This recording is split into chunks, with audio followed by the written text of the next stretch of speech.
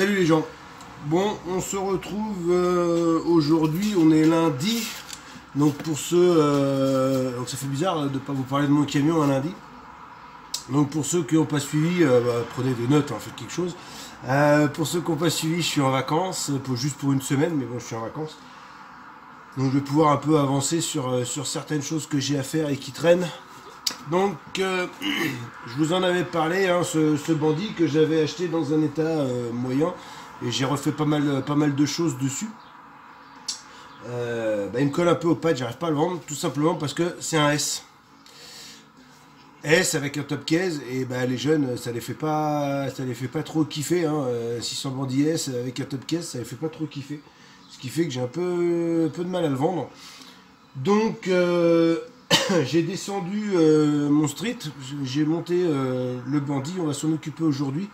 Il n'y a pas grand chose à faire, mais voilà, je veux le faire pour essayer de favoriser la vente, on va dire. Donc je vais le monter, où est-ce qu'il est? Je vais le monter en N. Alors j'ai un phare qui était pour un autre, que j'avais acheté pour un autre projet. Phare à LED, on va se mettre au goût du temps, j'avais acheté pour un autre projet. Donc on va virer toute la bulle avant. Et puis on va monter, j'attends les supports, là j'espère qu'ils vont vraiment arriver aujourd'hui. Normalement les supports pour fixer le phare sur la fourche.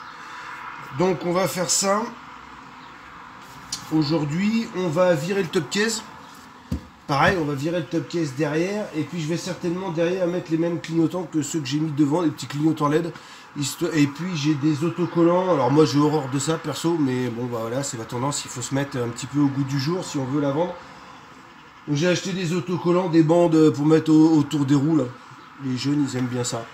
Donc voilà, parce que bon, c'est une moto qui est bridable. Alors certes elle n'est pas bridée, mais c'est une moto qui est bridable à deux.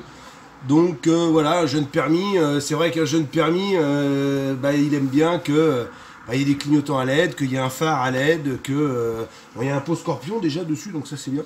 Et puis qu'il y ait des bandeaux sur les jantes, etc. etc. Voilà. Donc on va faire ça aujourd'hui, et puis allez. Normalement ce soir il devrait être relativement opérationnel, vu ce qu'il y a à faire, si je suis pas emmerdé ça devrait le faire. Donc je vous fais voir un peu comment ça va faire. Hop.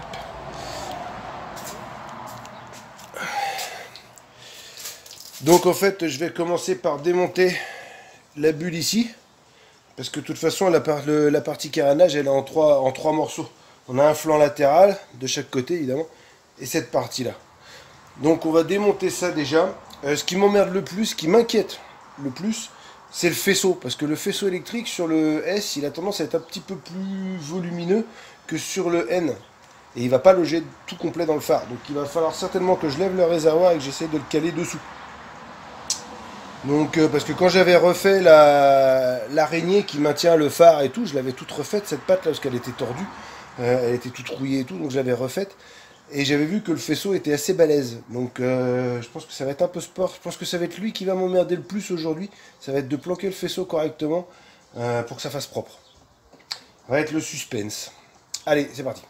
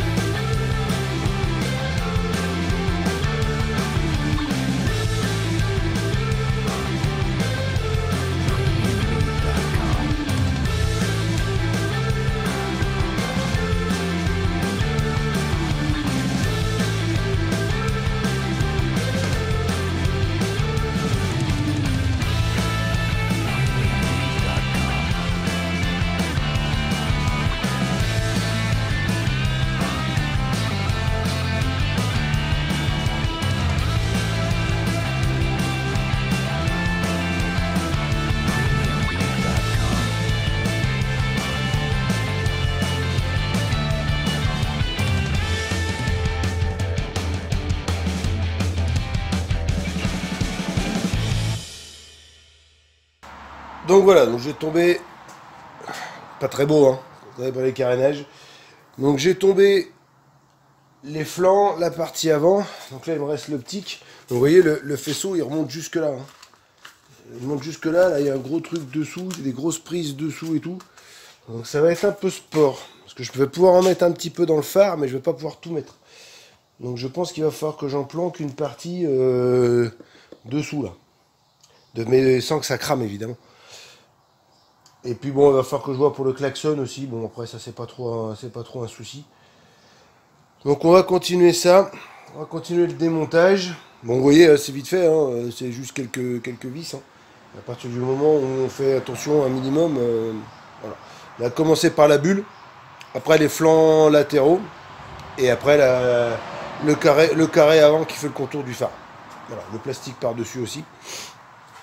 Donc là maintenant je vais sortir le phare, sortir le faisceau, démonter les clignotants. Alors je pense que je vais être obligé de recouper les fils. Que comme moi je mets jamais de cosse, parce que d'abord j'ai horreur de ça les cosses. Et ça finit toujours par faire une connerie les cosses avec le temps, la flotte, tout ça. Donc moi je les soude à l'étain et après je mets de la gaine thermo dessous. Mais du coup le problème c'est que quand on veut changer les quand on veut démonter les clignotants, bah faut recouper les fils. Donc je vais faire ça, et puis de façon à tout préparer, j'espère vraiment que mes supports vont arriver ce matin ou ce midi là. Donc je vais commencer ça tout préparer de façon à ce que quand ils vont arriver, j'aurai plus qu'à poser le phare. Et puis je vais commencer à attaquer le support de top case. Bon, allez. Alors regardez pas trop le bordel derrière, hein, c'est parce que je suis en train de je suis en train de refaire une perceuse à colonne qu'on m'a donnée. Je suis en train de la restaurer, de la repeindre et tout, de la regraisser comme il faut. Donc voilà, c'est un peu le Bronx.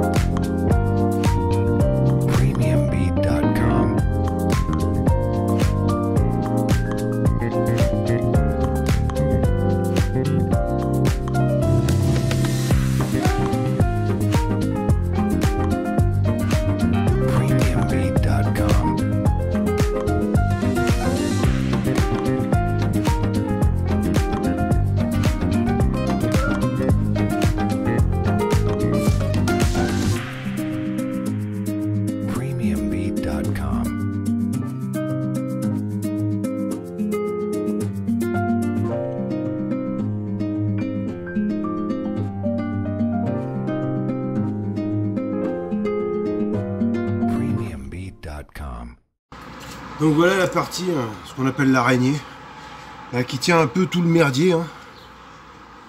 Donc c'était elle que j'avais redressée, que j'avais repeint. Voilà. Donc maintenant, il ne reste plus qu'à... Parce que vous voyez un peu le boyau que ça fait, c'est juste énorme. Donc pour planquer ça, ça va être sympa. Donc je pense que ça va être la partie vraiment la plus chiante à faire. Donc je vais attaquer maintenant, comme ça je fais le plus chiant maintenant, comme ça au moins c'est fait.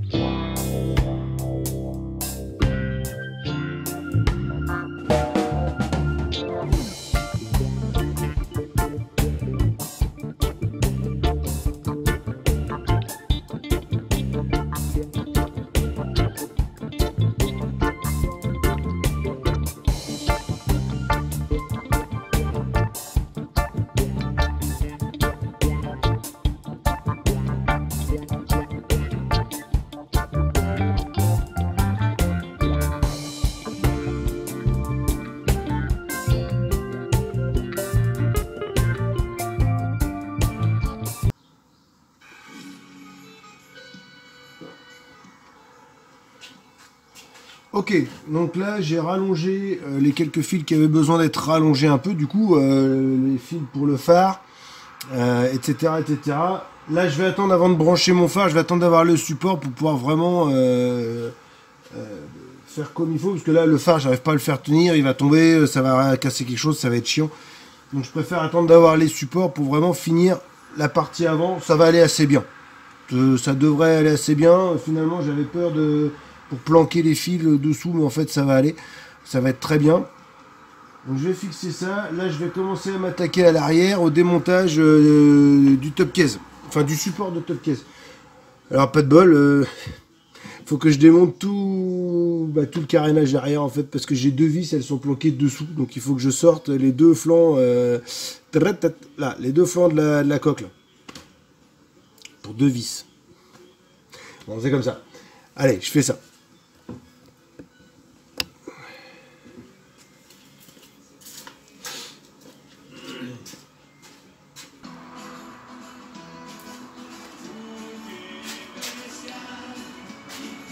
Donc là, on va enlever les poignées. Donc pour enlever les poignées, normalement, il y a des petits caches en plastique là, à l'intérieur, et ensuite c'est des clés à laine.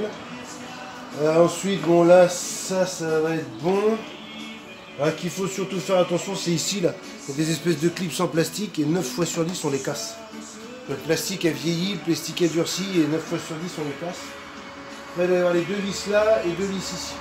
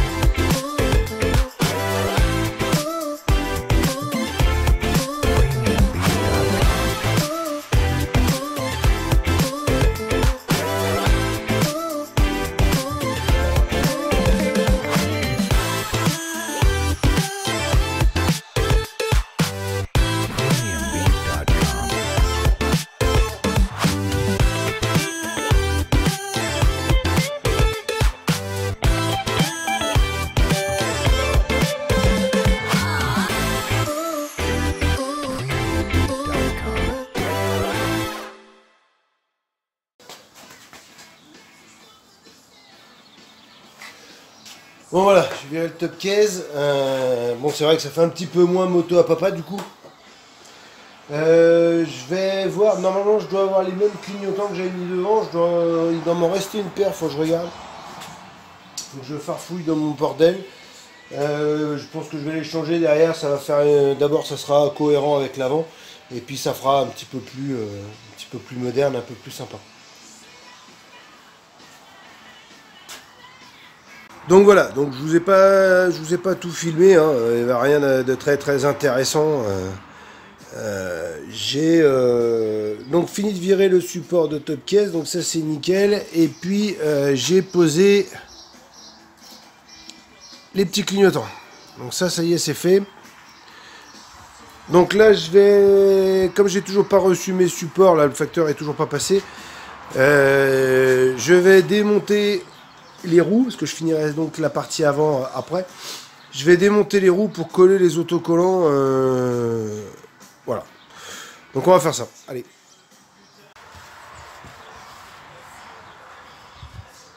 Donc l'idée va être...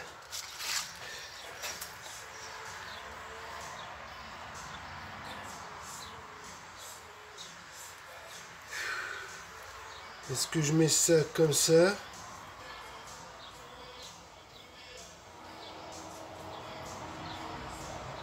Parce que ça, si je pose ça là-dessus, ça va jamais tenir. Parce que la jante, je vais essayer de vous faire voir. La jante avant, elle est lisse partout, mais la jante arrière, côté pignon. Alors, je vais essayer de vous faire. Attendez, je vous tourne. Donc, vous voyez, de ce côté-là, il y a des trous avec des écritures. Là, ici, et encore ici. Si je colle les autocollants là-dessus, clairement, ça ne tiendra pas. Donc, il faut que j'arrive à faire, mais il faut que je fasse les deux côtés pareil et que je fasse la jante avant pareil. Sinon, ça va faire dégueulasse. Donc, il faut que j'arrive à coller sur ce bord-là. Sauf que, du coup, je peux pas mettre la bande complète, parce que ça va dépasser. Donc, est-ce que je mets juste les pointillés avec ce trait-là?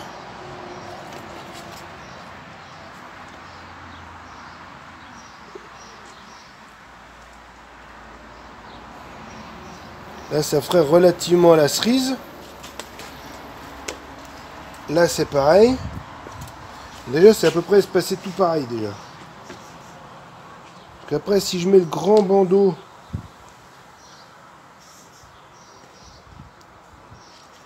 Faut que je regarde ça de plus près. Je suis en train de me rebeurrer les mains avec le truc de là, super.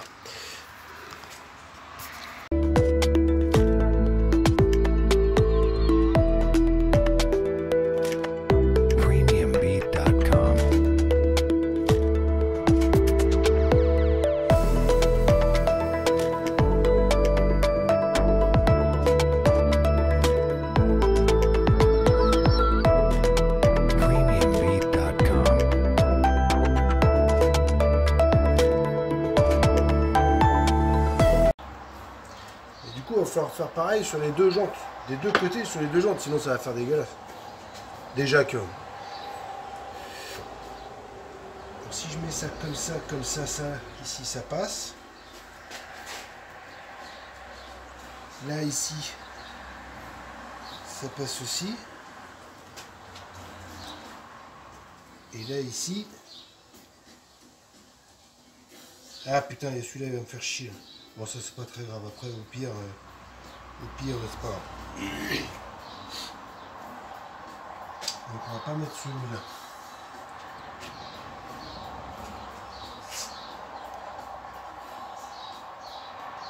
Alors j'ai pris jaune parce que l'écriture Suzuki sur le réservoir, elle est jaune or, un peu comme ça. Donc j'allais pas mettre du vert.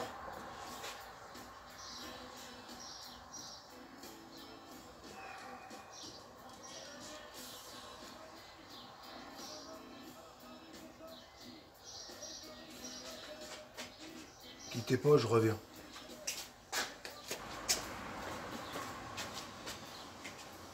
Bah oui, ça va mieux d'un coup. Ah bah d'accord, ça marche bien ça.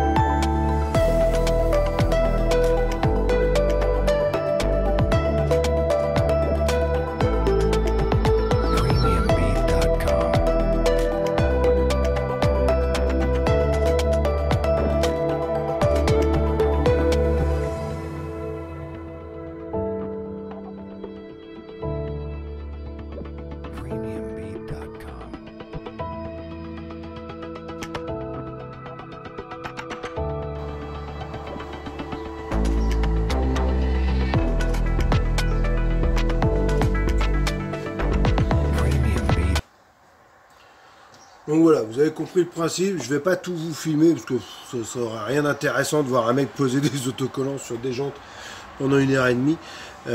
Donc je finis ça, je fais les 2 jantes et puis je vous fais voir le résultat final. Allez.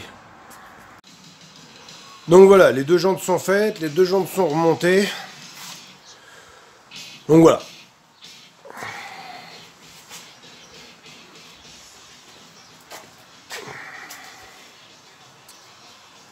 Donc évidemment j'ai fait pareil devant et derrière, hein, cela va sans dire. Dans le même sens. Donc voilà, bon c'est vrai que ça lui met un petit coup de jeune. Reste plus qu'à attendre les supports pour le phare et puis voilà. Salut les gens.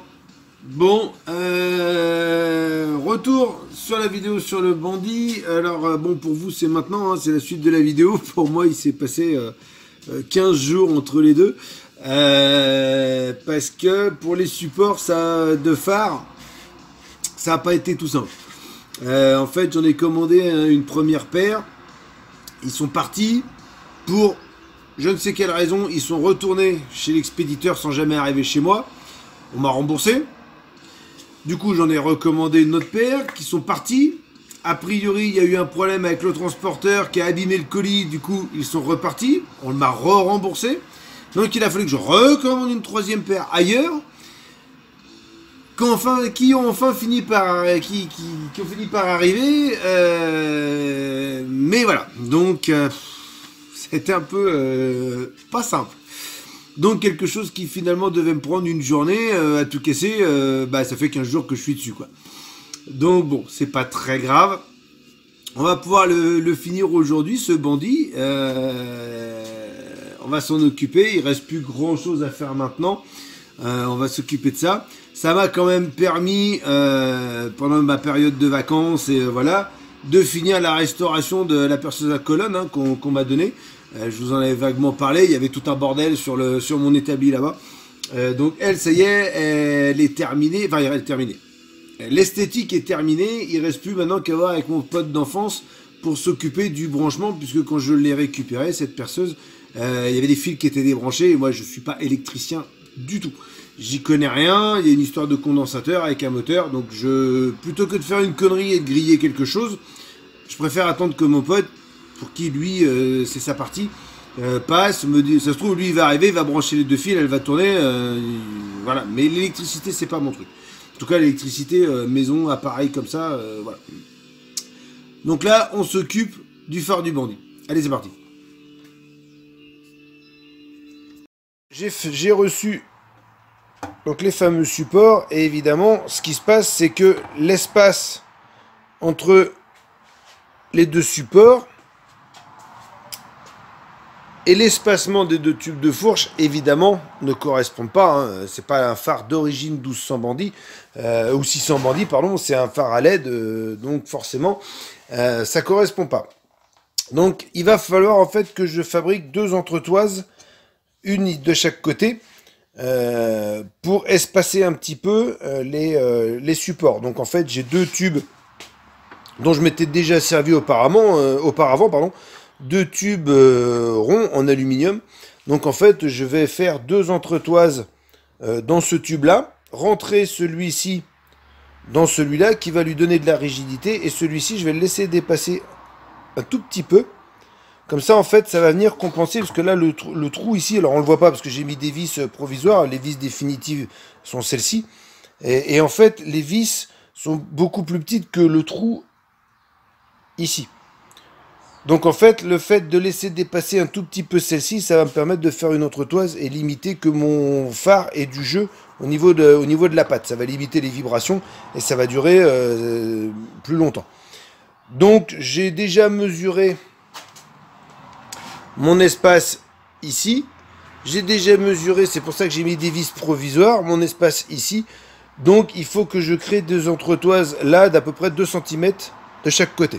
J'ai 4 cm, donc évidemment après, elles, je vais les peindre en noir, ce qui fait que ça sera relativement discret avec des vis comme il faut. Donc voilà, allez, on fait ça.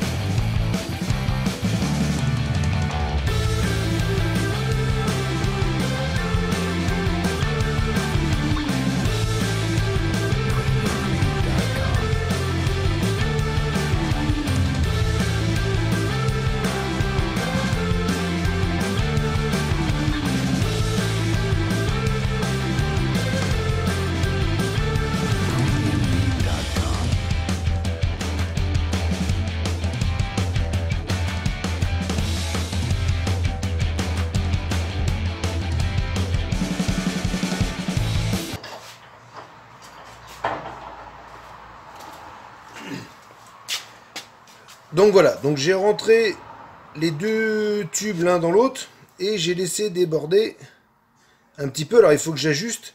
J'ai laissé déborder un petit peu pour faire centreur comme je vous avais dit. Donc là je vais défaire ça.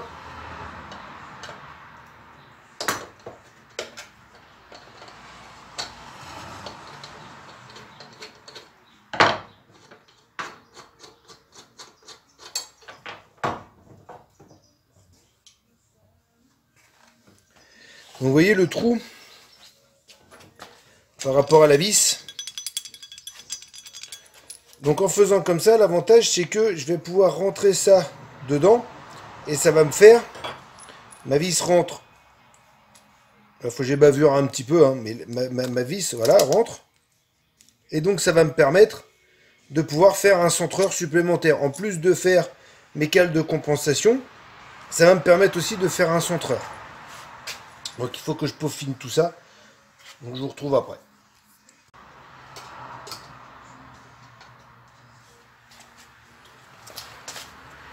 Donc voilà. Donc j'ai fait les deux. Alors bon, ça fait pas d'origine, hein, on est complètement d'accord là-dessus. Maintenant, une fois que ça va être peint en noir, clairement, et que ça va être monté sur la moto, je l'ai présenté sur la moto et franchement, voilà, il n'y a pas de souci. Donc je vais peindre ça en noir, monter ça, après on s'occupe du branchement. Donc voilà, donc le phare est posé, donc j'ai mis les entretoises noires. Donc je pouvais pas le mettre plus haut parce qu'après j'ai le Neyman derrière qui touche. Donc je pouvais pas le mettre plus haut.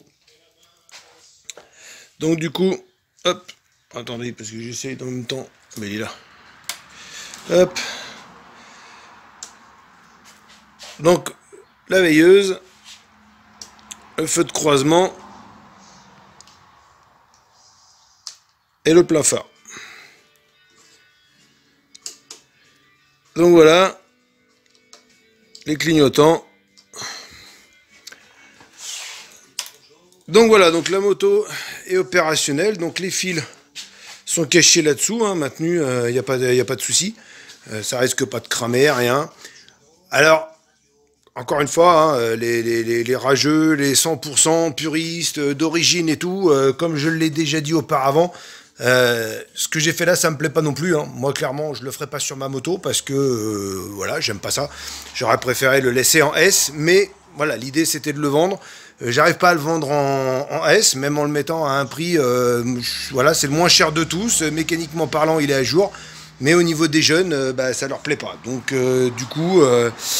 eh ben, je lui ai mis un petit coup de jeune, un petit coup de moderne, histoire que ça plaise à un jeune permis, puisque les 600 bandits comme ça, bridables, bah, ça plaît plus pour les jeunes permis. Hein. Donc forcément, bah, un 600 bandits S avec top case, machin et tout, bah, ça leur plaît pas plus que ça. Donc du coup, voilà, c'est pour ça que je l'ai fait. Donc me sautez pas à la gorge, oui, machin, c'est dégueulasse. Oui, j'aime pas non plus.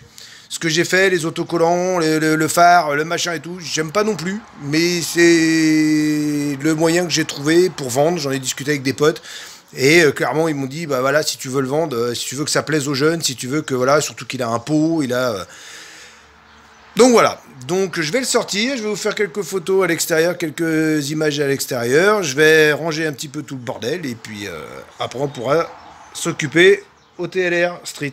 Allez.